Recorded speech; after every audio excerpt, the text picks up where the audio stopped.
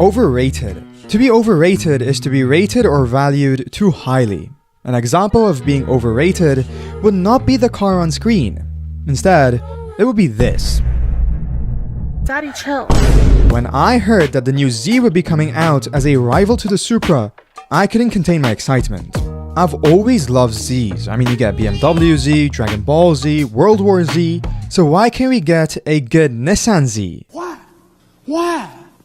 How hard can it be to make a good car? All they had to do was make it sharper and more agile while using a newer chassis instead of the old 370Z chassis. It was hyped like crazy. So when it came out and was heavier than the Supra, worse to drive than the Supra, and used the same old platform as the car it was meant to replace, people began to regard it as overrated. And in my opinion, rightfully so. The car isn't bad, but the competitors are just better. Out of all of the overrated cars on this list though, this is perhaps the least overrated. Let's go for something undeniably overrated. Hellcats. People literally treat them as if they fought in the American War of Independence and helped George Washington himself. Like bro, they're powerful, yes, but power isn't the only thing. You cannot just call your car an exotic car just because it's got a powerful engine smacked in it. That's not how it works. Is it a performance car? Sure, but performance cars do more than just go fast in a straight line and take out people at illegal meets. Would you rather have a car that can navigate corners like this, or would you rather have a car that does this because it's a boat and should be in the sea instead of a twisty mountain road? If you still decide to go for it and then it happens to you, don't complain, especially when you end up like this guy.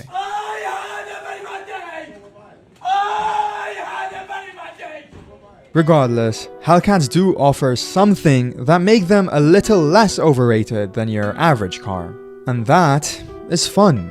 Supercharger whine, that tire spin, the fact that it's got that much power under the hood. I can't lie, it's nice. Overrated, but nice. I want to show you a car that is super overrated. The R35 GTR. I'm a GTR lover, genuinely, so this is not easy for me, but it's true. What is the point of a Nismo car? Ultimate Nissan Performance, right? Nissan Motorsport. That's literally what it stands for. Nismo. But an 1800 kilo car that costs $221,000? Yes, the car delivers unbelievable performance and it's got upgrades over the standard GTR, but the age can be seen and felt, not just from the inside. People already spoke on how the car lacks soul, which is so often present in many other performance cars. Keep in mind, people bought a GTR because it had the performance of other supercars, but not the price tag.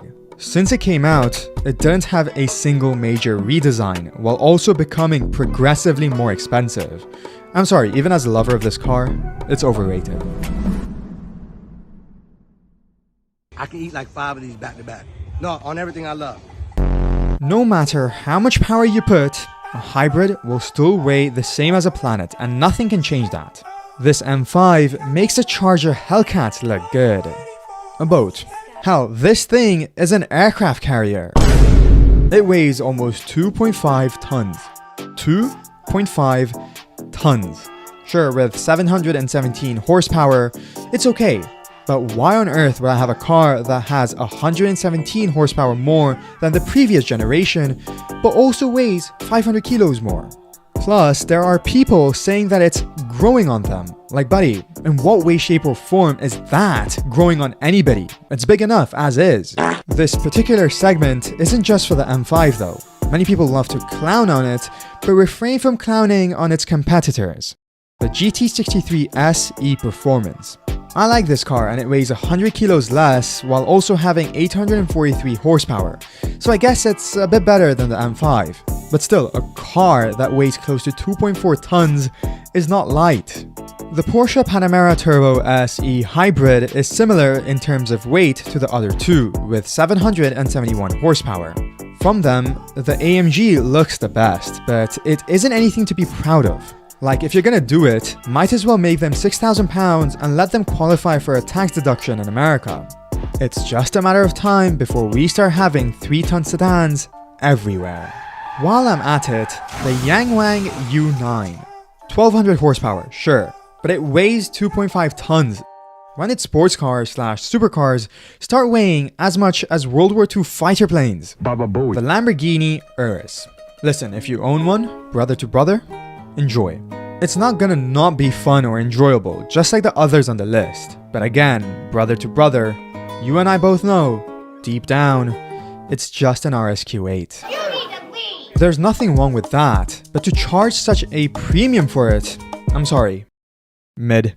Plus, I can name 3 cars right now that are 1 cheaper, 2 offer the same or more performance, and 3 are better value for money. The Cayenne Turbo, not even the Turbo GT, you don't even need to go for that.